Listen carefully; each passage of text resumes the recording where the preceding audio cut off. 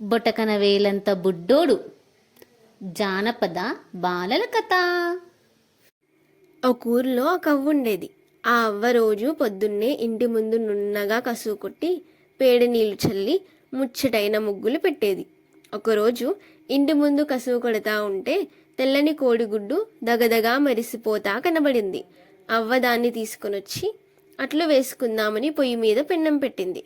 పెన్నం బాగా సలసల కాగినాక పగలగొట్టడానికి గుడ్డు చేతిలోకి తీసుకునింది. అంతలో దాని లోపల నుంచి అవ్వ అవ్వ జాగ్రత్త, కొంచెం మెల్లగా పలగొట్టు అని వినబడింది. ఇదేందిరా నాయనా, కోడిగుడ్డు మాట్లాడుతా ఉందని అవ్వ ఆశ్చర్యపోయి దాన్ని జాగ్రత్తగా పట్టుకుని నెమ్మదిగా పగలగొట్టింది. అంతే, లోపల నుంచి మన బొటన వేలంత చిన్నని పొట్టగాడు కిలకిలా నవ్వుకుంటూ బయటకొచ్చినాడు.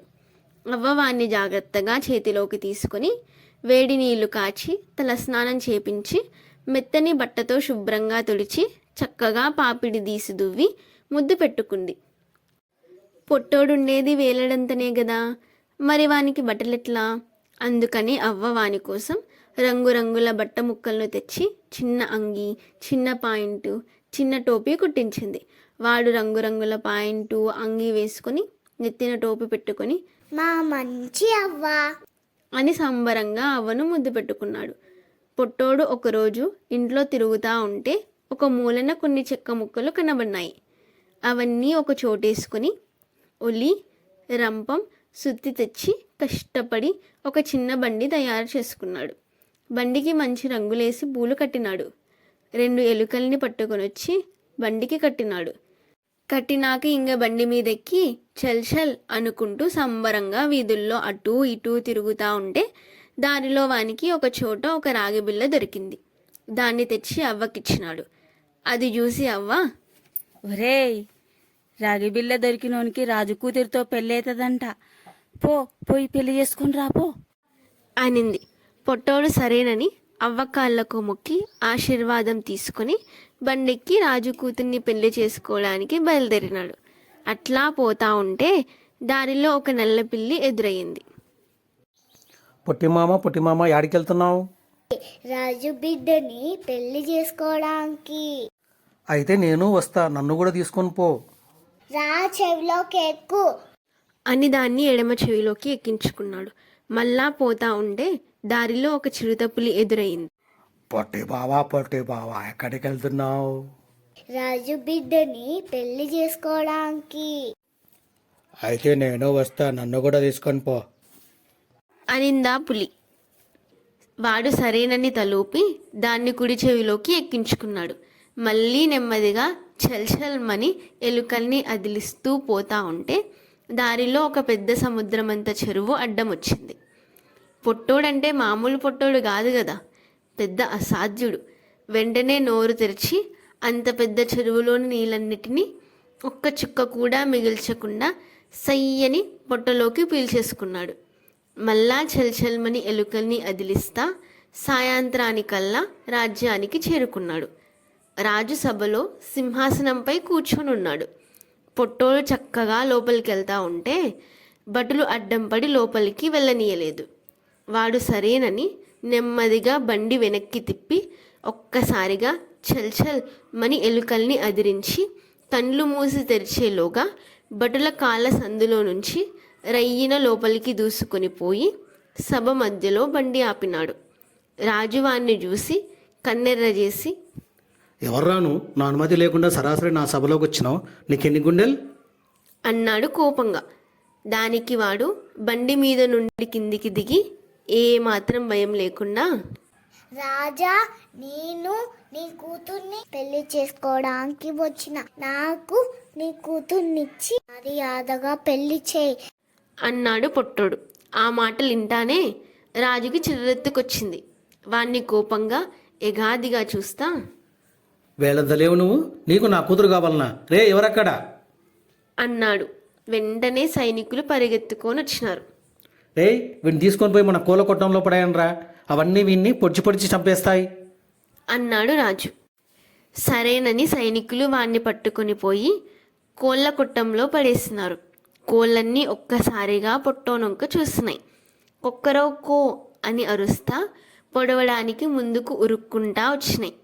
వెంటనే వాడు ఎడమ చెవిలోని పిల్లిని పిలిచినాడు.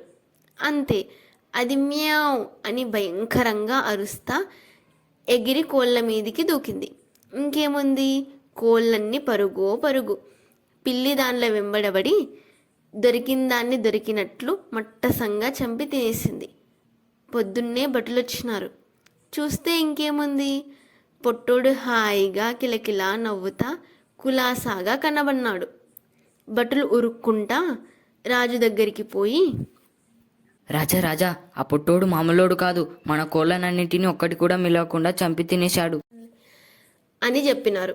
రాజుకి కోపం పెరిగిపోయింది. అట్లాగా, అయితే వాడిని పట్టుకొని పోయి మన ఎద్దుల కొట్టంలో పడేయండిరా అన్నాడు. భటులు అలాగేనంటూ పొట్టోన్ని పట్టుకుని పోయి ఎద్దుల కొట్టంలో పడేసినారు. ఎద్దులంటే మామూలు ఎద్దులు కాదు, రాజుగారెద్దులు.